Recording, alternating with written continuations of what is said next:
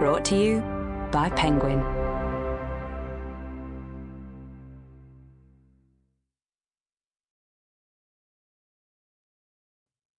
A History of the Bible, The Book and Its Faiths, by John Barton. Read for you by Ralph Lister. Introduction. The Bible Today.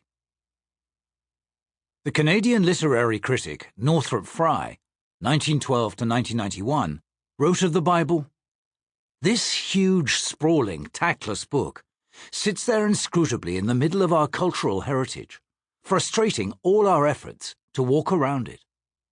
In a secular age, some might think it surprising how much interest there still is in the Bible.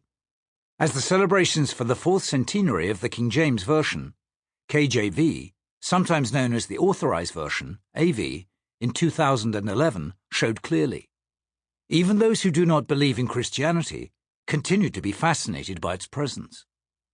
For believers, the Bible is often seen as inspired by God and having a high level of authority in matters of belief and practice.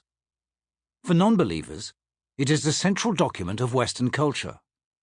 It continues to interest many readers as a collection of major literary works. The history of these works, and of how they have been disseminated and interpreted, is a central part of the history of Western literature.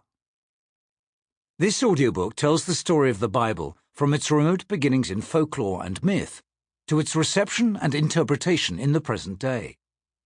It describes the Bible's genesis, transmission, and dissemination, and shows how it has been read and used from antiquity to the present, both in its original languages and in translation.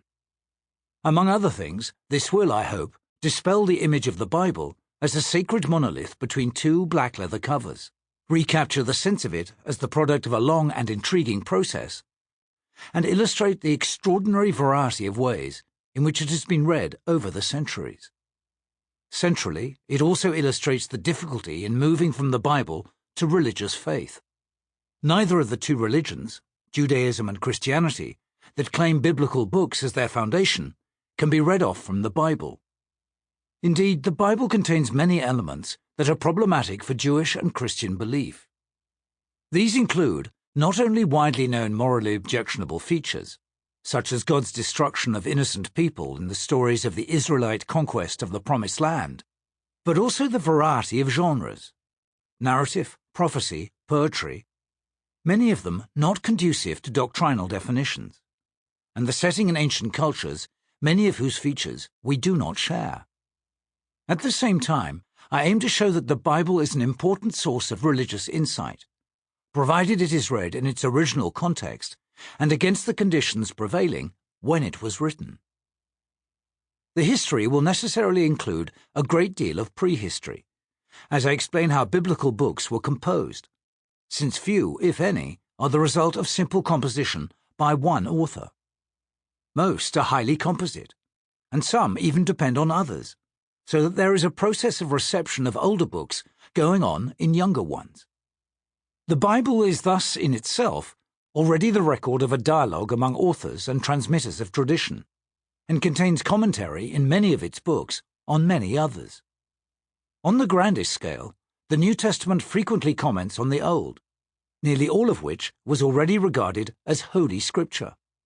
I will explain the meanings of that deceptively familiar term in the world into which the New Testament came, the extent to which the Old Testament remains authoritative for Christians, and if it does, how then it is to be read alongside the new ideas introduced by Jesus, Paul, and others, is one of the main issues in Christian theology, and always has been. The New Testament speaks of the Old Testament as inspired by God, literally God-breathed, in 2 Timothy chapter 3, verse 16, and Christians have extended that idea to the books of the New Testament too.